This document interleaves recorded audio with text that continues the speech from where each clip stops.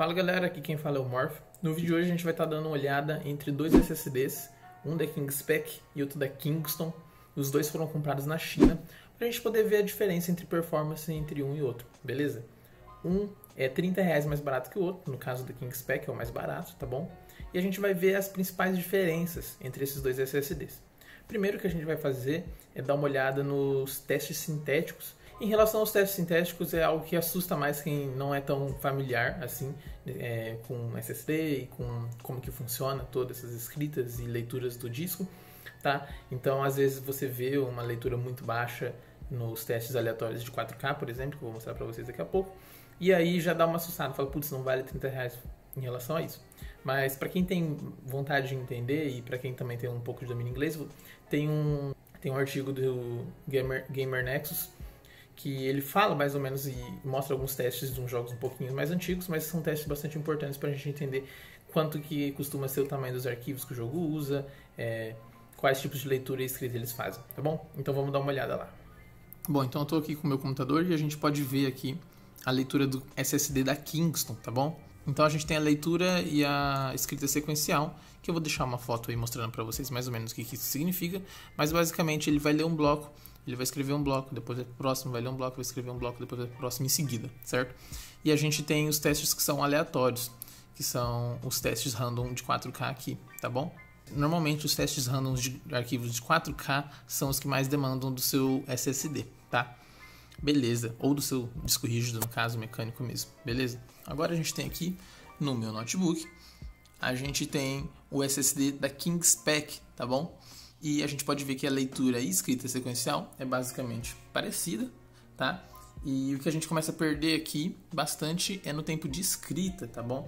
O tempo de escrita aqui a gente percebe bastante nos arquivos de 4K aleatórios, os dois últimos, que fazem maior diferença entre esse e esse aqui, beleza? E às vezes ver esses dados sintéticos já é o suficiente para assustar muitas pessoas, tá bom? Fala, putz, olha a diferença entre R$30, acho que talvez não compensa pagar esse preço. E eu acho que uma coisa que é importante destacar é que a gente percebe essas diferenças bem raramente, tá? Quando a gente vai colocar um SSD de ponta no PC e a gente vai colocar um SSD básico de entrada, como o próprio da Kingston, e você pega um da Samsung Evo, por exemplo, a gente vai perceber a diferença, principalmente se a gente usar programas como Adobe Premiere, Photoshop, ou então compactar arquivos e esse tipo de coisa, a gente percebe mais notadamente. Enquanto para o uso cotidiano e para o usuário geral mesmo, não são coisas que a gente vai ficar tão atento e que vai perceber muita diferença, tá? Então acho que isso é um ponto para se considerar. Mas agora a gente vai ver o tempo de boot dessas máquinas e comparar entre um e outro, tudo bem? Vamos lá?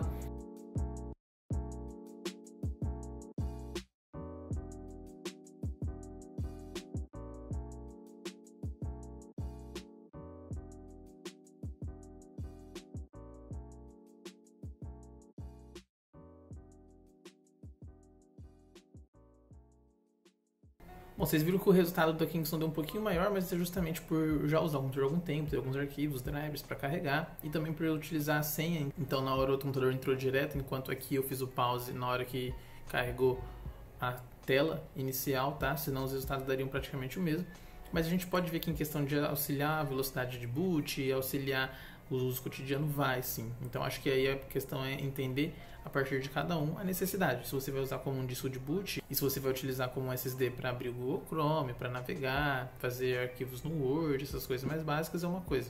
Se você vai usar para edição de fotos e essas coisas, você não vai estar usando o SSD como um simplesmente aparato de boot, você vai estar usando como ele um HD como todas as suas coisas, o que não é o caso da maioria das pessoas, tá?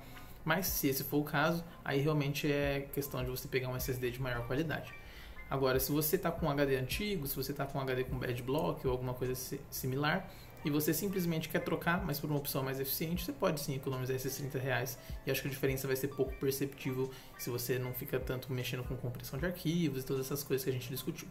Mas acho que é questão de cada um, que a partir dos resultados vocês podem aí imaginar se vocês querem ou não fazer esse sacrifício, beleza? Então o vídeo foi esse, espero que vocês tenham gostado. Se vocês gostou, dá um joinha, se inscreve no canal, dá uma força aí, comenta o que você achou. E se você não gostou, pode dar um dislike, fala aí por quê, e vamos trabalhando aí pra gente cada vez melhorar a qualidade dos vídeos, beleza? Então é isso, obrigado e até mais.